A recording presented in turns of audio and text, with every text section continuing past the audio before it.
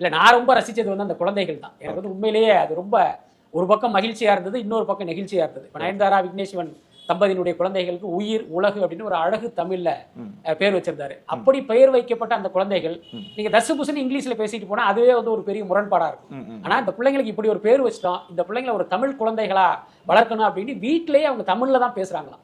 அது அந்த பிள்ளைங்க பாத்தீங்கன்னா அழகா அப்படி வணக்கம்னு சொல்லிட்டு அந்த குழந்தை கை கொடுத்ததெல்லாம் எனக்கு ரொம்ப நெகிழ்ச்சியா இருந்தது. நான் கூட ஒரு ட்வீட் போட்டேன், தமிழ் பேசும் குழந்தைகள் அப்படின்ட்டு. இதை பாக்குற எல்லாரும் என்ன நினைப்பாங்க, டேய் ரொம்ப ஓவரா இருக்கடா, எங்க பிள்ளைங்க தமிழ் தானடா பேசுதுன்னு சில பேர் கமெண்ட் அடிக்கவும் நினைப்பதற்கும் வாய்ப்பு இருக்கு. பட் நான் ஏன் அந்த கேப்ஷன் போட்டேன் அப்படின்னா, நம்ம வீட்டு பிள்ளைங்க தமிழ் பேசுறது பெரிய அதிசயம் இல்லை. ஏன்னா நம்ம எல்லாம் தமிழ்ல தான் நம்ம வாழ்வியல் முறையே இருக்கு.